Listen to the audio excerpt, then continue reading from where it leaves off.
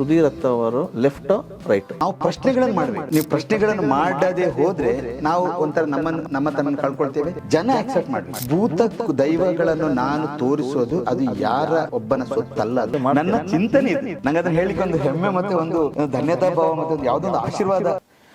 ಸುಧೀರ್ ಅವರು ತುಂಬ ನೇರವಾಗಿ ಮಾತಾಡ್ತಾರೆ, ನಿಷ್ಠುರ ಕಟ್ಕೊಳ್ತಾರೆ, ಸಾಕಷ್ಟು ಆಗಿದೆ ಕೂಡ. ಅಂದರೆ ಆ ಸ್ನೇಹ ಇರಲಿ ಅಥವಾ ಇನ್ನೂ ಯಾರೇ ಇರಲಿ, ತನಗನ್ಸಿದ್ದನ್ನ ನೇರವಾಗಿ ಮಾತಾಡೋಂಥವ್ರು. ಇಷ್ಟಕ್ಕೂ ಸುಧೀರ್ ಅತ್ತ ಅವರು ಲೆಫ್ಟ್ ರೈಟು? ಯಾಕಂದರೆ ನಿಮ್ಮ ಚಿಂತನೆಗಳು, ನಿಮ್ಮ ಸಿದ್ಧಾಂತಗಳು, ನಿಮ್ಮ ಮಾತುಗಳು, ನಿಮ್ಮ ನುಡಿಗಳನ್ನು ನೋಡ್ತಾ ಇದ್ದರೆ ಎಲ್ಲ ಒಂದು ವರ್ಗಕ್ಕೆ ಸೀಮಿತ ಅಥವಾ ಒಂದು ಸೈಡೆಡ್ ಅಂತ ಅನಿಸುತ್ತೆ ಭಾಳ ಜನಗಳಿಗೆ. ಸೊ ಸೋಷಿಯಲ್ ಮೀಡಿಯಾದಲ್ಲಿ ಸಾಕಷ್ಟು ನಿಮ್ಮ ಬಗ್ಗೆ ಮಾತಾಡಿರೋದು ಉಂಟು. ಸೊ ಅದಕ್ಕಾಗಿ ನಾನು ನೇರವಾಗಿ ಕೇಳ್ತಿದ್ದೀನಿ, ಲೆಫ್ಟ್ ಆರ್ ರೈಟ್?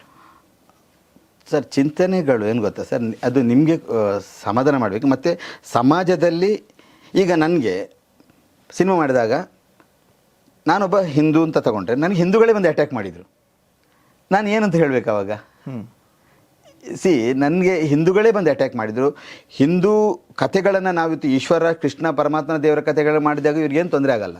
ಯಾಕೆ ನಮ್ಮ ಭೂತಗಳ ಬಗ್ಗೆ ತೊಂದರೆ ಮಾಡಿದಾಗ, ಈಗ ನಮ್ಮಲ್ಲಿ ಟ್ಯಾಬ್ಲೋಗಳಾಗುತ್ತೆ, ಪ್ರೊಸೆಷನಲ್ಲಿ ಟ್ಯಾಬ್ಲೋಗಳು ಬರುತ್ತೆ. ಆಗ ದುರ್ಗಾ ಮಾತೆಯನ್ನು ಟ್ಯಾಬ್ಲೋದಲ್ಲಿ ಹಾಕ್ತಾರೆ, ಮನುಷ್ಯರೇ ವೇಷ ಹಾಕಿರ್ತಾರೆ. ಅದನ್ನ ಯಾರು ಅಪೋಸ್ ಮಾಡಲ್ಲ. ನನ್ನ ದೈವ ಬರಬಾರ್ದು, ನನ್ನ ಕಲ್ಲುಟ್ಟಿ ದೈವ ಟ್ಯಾಬ್ಲೋದಲ್ಲಿ ಬರಬಾರ್ದಂತೆ. ಅದು ಇವರಿಗೆ ಆಕ್ಷೇಪಣೀಯ. ಯಾಕೆ? ಇಲ್ಲಿ ಲೆಫ್ಟ್ ಟು ರೈಟ್ ಗಳಿಗಿಂತಲೂ ನಾವು ಪ್ರಶ್ನೆಗಳನ್ನು ಮಾಡಬೇಕು. ಪ್ರಶ್ನೆಗಳನ್ನು ಮಾಡುವುದು ನಮ್ಮ ಜನ್ಮಸಿದ್ಧ ಹಕ್ಕು. ಓಕೆ, ಅದನ್ನೊಬ್ಬನಿಗೆ ಇಂಪ್ರೆಸ್ ಆಗಬೇಕು ಅಂತ ಅಲ್ಲ.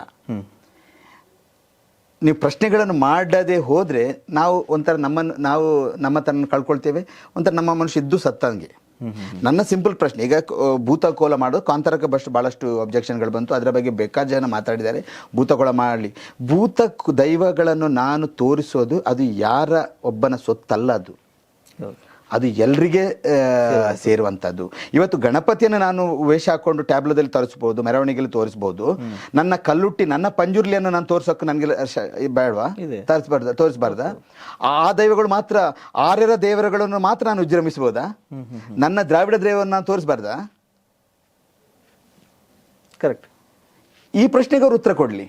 ಫಸ್ಟ್ ಗಣಪತಿಯನ್ನು ಟ್ಯಾಬ್ಲೋದಲ್ಲಿ ಹೋಗೋದು ನಿಲ್ಲಿಸ್ಲಿ. ಸರಸ್ವತಿ ಮಾತೆಯನ್ನು ಟ್ಯಾಬ್ಲೋದಲ್ಲಿ ಹೋಗುದು ಅಂದರೆ ನಾಟ್ ಸ್ಟ್ಯಾಚ್ಯೂ, ವೇಷ ಹಾಕ್ಕೊಂಡು ಹೋಗ್ತಾರೆ. ಕರೆಕ್ಟ್. ಅಂದರೆ ನಮ್ಮ ಆರಾಧನೆ ಮಾಡುವಂಥ ಇದನ್ನು ನಾವು ಅದರ ಪ್ರತಿರೂಪ ನೋಡ್ತೇವೆ. ಕರೆಕ್ಟ್. ಅಲ್ಲಿ ಖುಷಿ ಇದೆ. ಇದು ಸರ್, ಇದು ಲೆಫ್ಟ್ ರೈಟಿನ ವಿಚಾರ ಅಲ್ಲ ಸರ್. ಇಲ್ಲಿ ಸಿದ್ಧಾಂತಗಳ ವಿಚಾರ ಅಲ್ಲ. ಇಲ್ಲಿ ಬರೀ ಪ್ರಶ್ನೆ ಮಾಡುವಂಥ ಹಕ್ಕು ನಾವು ಕಳ್ಕೋಬಾರ್ದು. ನಾವು ಪ್ರಶ್ನಿಸಬೇಕು, ತಪ್ಪುಗಳನ್ನು ಹೇಳಬೇಕು. ಇವು ತಪ್ಪೇ ಇಲ್ಲಿ ನೋವಾಗ್ತದೆ ಅನ್ನುವಂಥದ್ದು ಬೇಡ. ಹೇಳ್ಬೋದು ತಪ್ಪು ಮಾಡ್ಲಿಕ್ಕೆ ನೋಡ್ಲಿಕ್ಕೆ ಕೋರ್ಟ್ ಇದೆ, ಅದಿದಿಲ್ಲ, ಅದು ಬೇರೆ ವಿಚಾರ. ಬಟ್ ಲೆಫ್ಟ್ ರೈಟ್ ಅನ್ನೋಕ್ಕಿಂತ ಸರಿ ತಪ್ಪು, ಸರಿನಾ ತಪ್ಪು, ಅದು ಇಂಪಾರ್ಟೆಂಟ್. ರೈಟ್ ಚಿಂತಕರಲ್ಲೂ ತಪ್ಪುಗಳಿರುತ್ತೆ, ಲೆಫ್ಟ್ ಚಿಂತಕಗಳು. ಫಾರ್ಚುನೇಟ್ ನನಗೆ ಸತ್ಯ ಸರ್ ಅಂತವರು ಅಂಥವರೆಲ್ಲ ನಮ್ಮ ಈ ಒಂದು ಇದಕ್ಕೋಸ್ಕರ ಮೋಸ್ಟ್ಲಿ ನನಗೆ ಅಲ್ಲ. ಈಗ ಸುಧೀರ್ ಅವರು ಸತ್ಯವರ ಜೊತೆಗೆ ಇದ್ದಂಥವ್ರು, ಸತ್ಯವರ ಶಿಷ್ಯ ಅಂತಲೇ ಹೆಸರಾಗಿರೋಂಥವ್ರು. ಸೊ ಎಲ್ಲೋ ಒಂದು ಕಡೆಗೆ ಸುಧೀರ್ ಅವರು ಬರೀ ಅವರ ಹಾದಿನ ಹಿಡಿತಾರೆ. ಅಂದರೆ ಇಟ್ಸ್ ಬ್ರಿಡ್ಜ್ ಮೂವಿ, ಕಲಾತ್ಮಕ ಸಿನಿಮಾಗಳು ಹೋಗ್ತಾರ ಅಥವಾ ಕಮರ್ಷಿಯಲ್ಲಾಗೂ ಮಾಡ್ತಾರ? ಪಕ್ಕಾ ಕಮರ್ಷಿಯಲ್ ಸರ್. ಈಗ ನಾನು ನಿಮಗೆ ಒಂದು ಸಣ್ಣ ಒಂದು ಎಕ್ಸಾಂಪಲ್ ಕೊಡೋಣ ಸರ್. ಈಗ ಮರಳಿ ಮರೆಯಾಗಿ ಬಗ್ಗೆ ನೀವು ಹೇಳಿದ್ರಿ ಸರ್. ಅದು ಮಾಡುವಾಗ ಅದನ್ನು ಇಟ್ಟಿದ್ರೆ ಆ್ಯಕ್ಚುಲಿ ಲಿರಿಕ್ಸ್ ಅದು ತುಂಬ ಪೊಯಿಟಿಕ್ ಆಗುಂಟು, ಲಿರಿಕಲ್ ಇದುಂಟು, ಬೇಡ ಬೇರೆ ಹೆಸರಾಂತ ರೈಟರಿಂದ ಬರೆಸಿದ್ರು. ಆವತ್ತು ರೆಕಾರ್ಡಿಂಗ್ ಆನ್ ದ ಡೇ ಒಬ್ಬ ಇಲ್ಲೇ ನಿರ್ದೇಶಕ ಆಗೋರು, ಈಗ ನಿರ್ದೇಶಕರಾಗಿದ್ದಾರೆ, ಭಾಳ ಸಕ್ಸಸ್ ಸಿಕ್ಕಿದೆ ಅವರಿಗೆ. ಅವರಾಗ ಅಸೋಸಿಯೇಟ್ ಆಗಿದ್ದಾರೆ. ಅವ್ರು ಹೇಳಿದ್ರು ಇಲ್ಲ ಇದನ್ನು ತಗೊಳ್ಳೋಣ ಅಂತ ಮ್ಯೂಸಿಕ್ ಡೈರೆಕ್ಟ್ರಿಗೆ ಹೇಳಿದ್ರಂತೆ, ಡೈರೆಕ್ಟ್ರಿಗೆ ಹೇಳಿ ಇದು ಮಾಡೋಣ.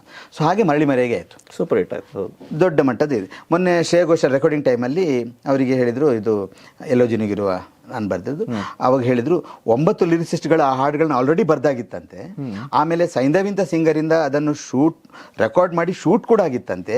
ಸುದೀಪ್ ಅವ್ರು ಮತ್ತೆ ಸ್ಕ್ರ್ಯಾಪ್ ಮಾಡಿ ಇಲ್ಲ ನಂಗೆ ಬೇರೆ ಥರ ಲಿರಿಕ್ಸ್ ಬೇಕು ಅಂತ ಹೇಳಿ ಮ್ಯೂಸಿಕ್ ಡೈರೆಕ್ಟರ್ ಜೊತೆ ಮಾತಾಡಿ ದೆನ್ ದೇ ಕಾಲ್ಡ್ ಮೀ. ಹೇಳಿದ್ರು ಇಟ್ಸ್ ಆಲ್ರೆಡಿ 9 ಜನ ಬರೆದಿದ್ದಾರೆ. ನಾನು ಹೇಳಿದ್ರೆ ನೀವು ನಮಗೆ ಅಗ್ನಿ ಪರೀಕ್ಷೆ ಕೊಡ್ತೀರಿ ಸರ್, ನಾನು ಅಷ್ಟು ದೊಡ್ಡ ಲಿರಿಕ್ಸ್ ಆಗಲಿ, ಬರೀ 1-2 ಸಾಂಗ್ ಅಷ್ಟು ಹಿಟ್ ಆಯ್ತು. ಇಲ್ಲ ಐ ಹ್ಯಾವ್ ದ ಕಾನ್ಫಿಡೆನ್ಸ್ ಈ ರೈಟ್ ಅಂತೇಳಿ ಎಲ್ಲೋ ಜಿನಿಗಿರೋ ಬರೆದೆ. ಮೊನ್ನೆ ಶ್ರೇಯಾ ಅದನ್ನು ಇಷ್ಟು ವರ್ಷ ನಂತರ, 10 ವರ್ಷ ಬಂದ 10 ವರ್ಷ ಮೇಲೆ ಅವರು ಸಿಂಗ್ ಮಾಡ್ತಾಯಿದ್ರು. Should all remember all the lines, ಒಟ್ಟಿಗೆ ನಾವು ಸಿಂಗ್ ಮಾಡಿದ್ವಿ. ಸೊ ಅಂದರೆ ನಮ್ಮಲ್ಲಿರೋ ಒಳ್ಳೆ ಇದನ್ನು ನಾವು ತೋರಿಸ್ಬೇಕು. ಬ್ರಿಡ್ಜ್ ಮೂವಿ ಥರ ಅಂತ ಹೋಗಬೇಕಾಗಿಲ್ಲ, ಜನ ಆಕ್ಸೆಪ್ಟ್ ಮಾಡಬೇಕು. ನನ್ನ ಹೇಳೋದು ಸಿನಿಮಾ ಅಷ್ಟೇ. ಕಲಾತ್ಮಕವಾಗಿ ಜನ ನೋಡ್ಲಿದ್ರೆ ಏನು ಲಾಭ ಸರ್? ಬರೀ ಪ್ರಶಸ್ತಿಗಳಿಗೋಸ್ಕರ ಸಿನಿಮಾ ನೋಡಿ, ಈಗ ಅದೊಂದು ಟ್ರೆಂಡೇ ಆಗಿಬಿಟ್ಟಿದೆ. ಹೇಳೋಕೆ ಅವಾರ್ಡ್ ಸಿನಿಮಾ ಕೇಳಿದ್ರೆ ಅವಾರ್ಡ್ ಬಂದ್ಮೇಲೆ ತಾನೇ ಅವಾರ್ಡ್ ಸಿನಿಮಾ, ಕರೆಕ್ಟ್. ಅದಕ್ಕಿಂತ ಅವಾರ್ಡ್ ಸಿನಿಮಾ ಮಾಡ್ತೀವಂತ ಅಂದರೆ ಅವಾರ್ಡ್ ಏನಾಗಿದೆ ಅಂದರೆ ಕೊಂಡ್ಕೊಳ್ಳೋ ಥರ ಆಗಿದೆ ಈಗ. ಲೈಕ್ ಯಾರು ಬೇಕಾದ್ರೆ yeah I can get the award ಅಂತ ಜನ ನೋಡಬೇಕು. ಜನ ನೋಡೋ ಸಿನಿಮಾನೇ ಅವಾರ್ಡ್. ಸಿನಿಮಾ ಅದು ಮಾಸ್ ಮೀಡಿಯಾ ತಲುಪುವಂಥ ಒಂದು ಸ್ಟ್ರಾಂಗ್ ಅದು ಮಾಧ್ಯಮ. ಅದು ಜನರಿಗೆ ರೀಚ್ ಆಗಬೇಕು. ಆ ಥರ ಸಿನಿಮಾಗಳನ್ನು ನಾವು ಮಾಡುವ. ಯಾಕಂದರೆ ಮೇ ಬಿ ನಾನಿನ್ನೂ ಅಂಥ ಮಟ್ಟದ ಸಿನಿಮಾ ಮಾಡಿಲ್ಲ, ಅದನ್ನು ಹೇಳುವಂಥ ನನಗೆ ಎಷ್ಟು ಶಕ್ತಿ ಉಂಟು ಅಥವಾ ನನಗೆ ಎಷ್ಟು ರೈಟ್ ಉಂಟು ಅಂತ ಗೊತ್ತಿಲ್ಲ. ನನ್ನ ಚಿಂತನೆ ಇದು, ಸಿನಿಮಾ ಜನರಿಗೆ ತಲುಪಬೇಕು, ಅಲ್ಲೊಂದು ಸಂದೇಶ ಕೊಟ್ಟು ಸಿನಿಮಾದಿಂದ ಸಾಕಷ್ಟು ಇನ್ಫ್ಲುಯೆನ್ಸ್ ಆಗೋರಿದ್ದಾರೆ, ಬದಲಾವಣೆಗಳನ್ನು ತರಲಿಕ್ಕೆ ಸಾಧ್ಯ ಇದೆ. ಕರೆಕ್ಟ್. ಹೌದು, ಅಂಥದ್ದೊಂದು ಇರಬೇಕಾದ್ರೆ ಅದನ್ನು ಒಳ್ಳೆ ರೀತಿಯಲ್ಲಿ ಅದನ್ನು ನಾವು ಬಳಸ್ಕೊಳ್ಬೋದು ಅಂತ ನನ್ನ ಒಂದು ಪರ್ಸನಲ್ ಇದು. Wrong also, I don't know. ನಾನು ವಿಷಯ ಹಂಚ್ಕೊಂಡಿದ್ದು ಒಳ್ಳೆಯದು, ಬಿಕಾಸ್ ಇರೋದು ನಾನು ದೊಡ್ಡ ಸಿನಿಮಾ ಇನ್ನೂ ಮಾಡಿ ಸಕ್ಸಸ್ ಕಾಣಲಿಲ್ಲ. ಆದ್ದರಿಂದ ಆಮೇಲೆ ರೈಟರ್, ಅದು ಥಿಯೇಟ್ರ್ಗಳನ್ನು ನಾಟಕಗಳನ್ನು ಮಾಡಿದ್ವಿ, ಸುಮಾರು 70-75 ನಾಟಕಗಳನ್ನು ಆ್ಯಕ್ಟ್ ಮಾಡಿದ್ದೇನೆ, ಡೈರೆಕ್ಟ್ ಮಾಡಿದ್ದೆ. ಸೊ ಇವತ್ತು ನಮ್ಮ ಕೊರಗಜ್ಜ ಸಿನಿಮಾದಲ್ಲಿ ಅದೆಲ್ಲ ನನಗೆ ಯೂಸ್ ಆಗಿದೆ. ನಾನು I was A makeup designer, I was A costume designer, I was art director. So ಸುಮಾರು ಒಂದು 8 ಡಿಪಾರ್ಟ್ಮೆಂಟನ್ನು ನಾನು ಹ್ಯಾಂಡ್ಲ್ ಮಾಡಿದ್ದೇನೆ. ಆಮೇಲೆ ನನ್ನ ನಿರ್ಮಾಪಕರಿಗೆ ಅದರ ಮೇಲೆ ತುಂಬ ಅಭಿಮಾನ ಇದೆ. ಅದು ದೇವರು ಒಳ್ಳೆ ರೀತಿಯಲ್ಲಿ ಅದನ್ನು ಮಾಡಿಸಿದ್ದಾರೆ ಕೂಡ. ಸೊ ಅದು everything is from my theatre background. Yes sir. ಈಗ ಮುಂದಿನ ಜರ್ನಿ ಹೇಗಿರುತ್ತೆ ಅಂದರೆ ಯಾವೆಲ್ಲ ಲೈನಪ್ಪಲ್ಲಿದೆ ಸಿನಿಮಾ ಕೊರಗಜ್ಜ ನಂತರ? 2 ಸಿನಿಮಾಗಳಿದೆ ಸರ್ ಈಗ. ಒಂದಾದ ಇಂಡೋ ಅರೇಬಿಕ್, ಅದು ಸ್ವಲ್ಪ ದೊಡ್ಡ ಪ್ರಾಜೆಕ್ಟ್. ಆಮೇಲೆ ದೇವರು ಏನು ಮುಂದೆ ತರಿಸ್ಕೊಂಡು ಹೋಗ್ತಾರೆ ಹಾಗೆ ಮಾಡಬೇಕು. ನೋಡೋ ಮೊನ್ನೆ ಶ್ರುತಿಯವರು ಮೇಡಮ್ ಹೇಳಿದರು, ಸರ್ ಒಂದು ನ್ಯಾಷನಲ್ ಅವಾರ್ಡ್ ಬರುತ್ತೆ ನನಗೆ ಸಿನಿಮಾ ಮಾಡಿಕೊಡಿ ಅಂತ. ಗೊತ್ತಿಲ್ಲ. ಆ್ಯಂಡ್ ಅವರೆಲ್ಲ ಅಂಥವ್ರು ಹೇಳೋಕೆ ನಂಗೆ ತುಂಬ ಖುಷಿ ಆಗ್ತದೆ. ನನ್ನ ನಿರ್ದೇಶಕ ರೀತಿಯಲ್ಲಿ ಇವರೆಲ್ಲ ನನಗೆ ಮೊನ್ನೆ ಅವರಿಗೆ ಸಿನಿಮಾ ತೋರಿಸಿದ್ದೆ, ತುಂಬ ಇನ್ಫ್ಲುಯೆನ್ಸ್ ಆದರು ಆ ಪಾತ್ರ ನೋಡಿ. ಆಗ ನಾನು ವಿದ್ಯಾಧರ್ ಕೊಡಿದ್ರು ಜೊತೆಗೆ, ನನ್ನ ಎಡಿಟರ್ ಕಮ್ ಎಕ್ಸಿಕ್ಯೂಟಿವ್ ಪ್ರೊಡ್ಯೂಸರ್. ಅವ್ರ ಮನೇಲಿ ನೋಡಿದ್ವಿ. ವಿದ್ಯಾಧರ್ ಏನು ಮಾತಾಡುವಾಗ, ಸರ್ ಒಂದು 10 ನಿಮಿಷ ಮಾತಾಡಬೇಡಿ ಸರ್, ನಾನು ಆ ಪಾತ್ರದೊಳಗಿದ್ದೇನೆ. ಇದು ಒಂಥರ like she was so happy and so involved ಇದು ಆ ಥರ ಮಾಡಿದ್ದಾರೆ ಕೂಡ. ಅಂಥ ಪ್ರಬುದ್ಧ ಕಲಾವಿದೆ ಅವರು. ಬೇರೆ ತಮಿಳ್ನಾಡಲ್ಲಿ ಕೂಡ ಅವರಿಗೆ ತಮಿಳ್ ಫಿಲ್ಮಲ್ಲಿ ಬೆಸ್ಟ್ ಆ್ಯಕ್ಟರ್ ಅವಾರ್ಡ್ ಬಂದು ಕಲ್ಕಿ ಫಿಲ್ಮ್ ಕಮಲ್ ಹಾಸನ್ ಜೊತೆ. ಕೇರಳದಲ್ಲೂ ಸಾಕಷ್ಟು ಇವರು ಫ್ಯಾನ್ ಫಾಲೋವರ್ಸ್ ಇದ್ದಾರೆ. ಈಗ ಗೊತ್ತಾಗ್ತದೆ ಎಲ್ಲ ನನ್ನ ಕೊಚ್ಚಿ ಎಲ್ಲ ನನ್ನ ಪೋಸ್ಟ್ ಪ್ರೊಡಕ್ಷನ್ ಹೋದಕ್ಕೂ ಶ್ರುತಿ ಅಂತೇಳಿ ಜಯರಾಮ್ ಜೊತೆ ಅವ್ರು ಯಾವುದೊಂದು ಸಿನಿಮಾ ಮಮ್ಮೂಟಿ ಅವ್ರ ಜೊತೆ ಕೂಡ ಭಾಳ ಹಿಟ್ ಆಗಿದಂತೆ.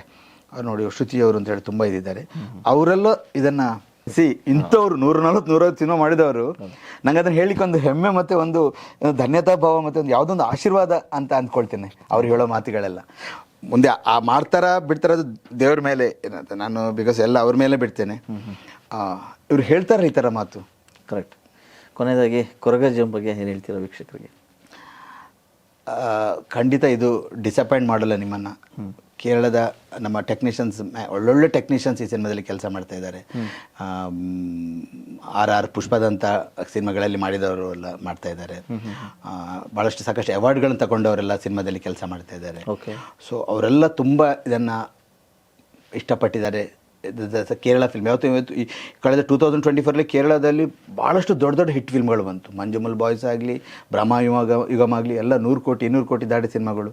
ಆವೇಶಮ್ ಆಗಲಿ, ತುಂಬ ಸೌತಲ್ಲಿ ಟಾಪಲ್ಲಿರುವಂಥದ್ದು ಕೇರಳ ಮಲಯಾಳಂ ಇಂಡಸ್ಟ್ರಿ, 1000 ಕೋಟಿ ಬಿಸ್ನೆಸ್ ಮಾಡೋದು. ಆ ಟೆಕ್ನಿಷಿಯನ್ಸ್ಗಳು ಸಿನಿಮಾದ ಬಂದ ತುಂಬ ಇದರಲ್ಲಿದ್ದಾರೆ. ನನ್ನ ಎಡಿಟರ್ ಜಿತು ಜೋಶ್ ಅಂತ ಅವ್ರು ಹೇಳ್ತಾರೆ, I don't do film till it releases ಅಂತ. ಅವರು ಇದು ರಿಲೀಸ್ ಆಗೋ ತನಕ ಯಾವುದೇ ಪ್ರಾಜೆಕ್ಟ್ ತಗೊಂಡು ಅಷ್ಟು ಇಲ್ಲಿದ್ದಾರೆ. ಮತ್ತು ನಾನು ಹೇಳೋ ಯಾರು ಸರ್ ಜನಕ್ಕೆ, ಅದು ಇದುವರೆಗೂ ನಿಮ್ಮ ಕೈಲೇ ಇದೆ, ಬಿಟ್ಟಾಗ ಪ್ರೇಕ್ಷಕರು ಅದನ್ನು ಇಷ್ಟಪಡೋ ರೀತಿಯಲ್ಲಿ ಸಿನಿಮಾ ಮಾಡಿದ್ದೇನೆ. ಒಂದು ಕೊರಗಜ್ಜನ ಬಗ್ಗೆ ಒಂದು ವಿಚಾರಗಳು ನಮಗೆ ಎಷ್ಟು ನನಗೆ ಇನ್ಫಾರ್ಮೇಷನ್ ಗ್ಯಾದರ್ ಮಾಡಲಿಕ್ಕೆ ಸಾಧ್ಯ ಅದನ್ನು ಗ್ಯಾದರ್ ಮಾಡಿ ನಾನು ನೀವು ಹೇಳಿದ ರೀತಿಯಲ್ಲಿ ಕಟ್ಟಿಕೊಟ್ಟಿದ್ದೇನೆ. ಇನ್ನು ಲತಾಜಿ ಹೇಳೋದಾರ, ಕೌನ್ಸಾ ಫಿಲ್ಮ್ ಗಾನ ಹಿಟ್ ಹೋತಾ ಹೈ, ಕೌನ್ಸಾ ನಮಗೂ ಮಾಲೂಮ್ ನೇ, ಹಮ್ ತೋ ಹಮಾರಾ ಕಾಮ್ ಕರ್ತೆ, ಹಮ್ ಗಾಕೆ ಆತೆ. ಅದೇ ಥರ ನಾನು ಮಾಡಿ ನಾನು ಆಚೆ ಬರ್ತೇನೆ. ಅದನ್ನು ತಗೊಂಡೋಗೋರು ಪ್ರೇಕ್ಷಕ ಪ್ರಭುಗಳು. ಅವರ ಪ್ರೀತಿ, ಅವರ ಒಂದು ಏನು ಅವರ ಸಿನಿಮಾದೊಟ್ಟಿಗೆ, ನನ್ನ ಸಿನಿಮಾದೊಟ್ಟಿಗೆ ಅವರ ಒಂದು ಸಂಬಂಧ, ಇನ್ನು ಅದನ್ನು ಮುಂದೆ ತಗೊಂಡೋಗಿ